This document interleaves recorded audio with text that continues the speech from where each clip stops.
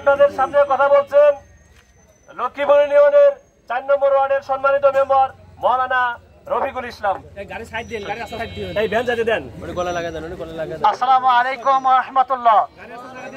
আলহামদুলিল্লাহি রাব্বিল আলামিন والصلاة والسلام على سيد الأنبياء والمرسلين وعلى آله وأصحابه أجمعين।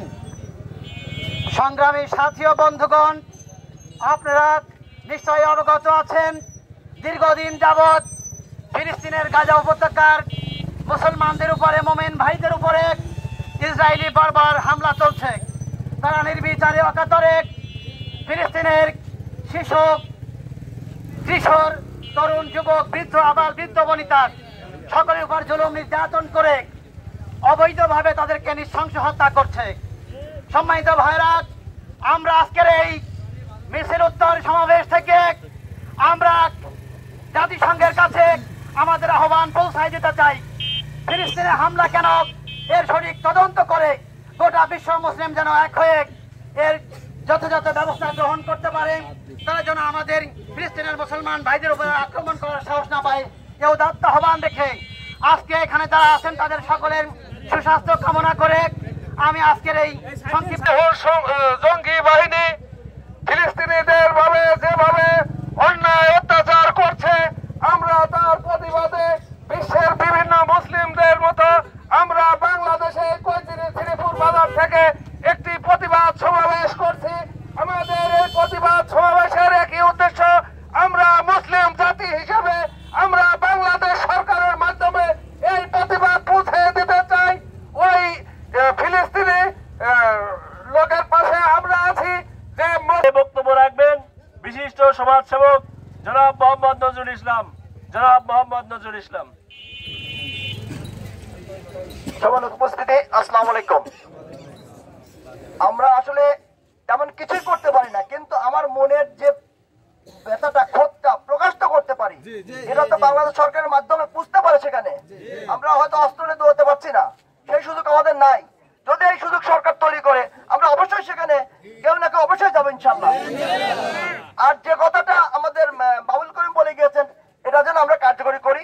ফিলিস্তিনের যত রকম পণ্য, ইসরায়েলের যত রকম পণ্য আছে, এটা আমরা বয়কট করব। তবে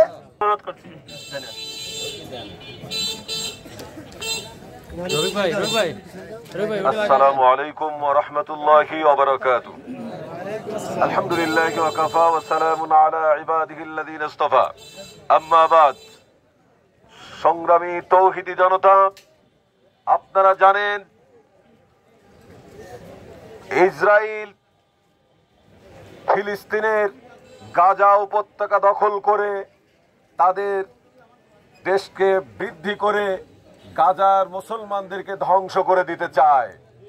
তৌহিদি জনতা, আমরা সারা বিশ্বের মুসলমান হিসাবে আমাদের ইমানি দায়িত্ব হলো আমাদের ভাইকে রক্ষা করা।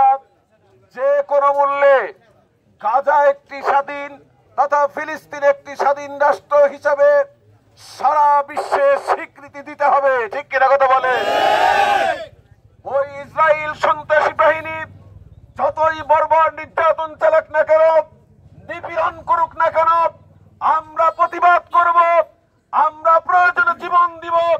তারপরেও মুসলমানদের প্রাণের স্পন্দন বাইতুল আকসা এবং মসজিদ আকসা সহ আমরা ফিলিস্তিনিকে একটি স্বাধীন মুসলিম রাষ্ট্র হিসেবে দেখতে চাই। তৌহিদি জনতা, যুদ্ধ বিরতি হওয়ার পরেও অবৈধভাবে সন্ত্রাসী ইসরায়েলি বাহিনী আবার নিরস্ত্র গাজা উপত্যকায় হামলা চালিয়ে শত শত নিরীহ শিশু এবং নারীদেরকে হত্যা করেছে।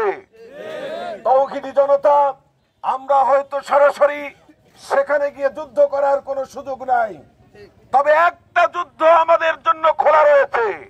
সেটা হলো, আমরা যদি ইসরায়েলের তথা ইহুদিবাদী যত পণ্য রয়েছে এইগুলো বর্জন করে তাদের অর্থ ব্যবস্থাকে ধ্বংস করে দিতে পারি, তাহলে অটোমেটিক তারা দুর্বল হয়ে যাবে। ঠিক কিনা কথা বলে? সুতরাং আজকে আমাদের 1 নম্বর নৈতিক দায়িত্ব হলো সকল প্রকার ইসরায়েলি পণ্য বর্জন করে আমরা অন্ততপক্ষে ইসরায়েলকে অর্থনৈতিকভাবে দুর্বল করে তাদেরকে আমরা প্রতিহত করতে চাই।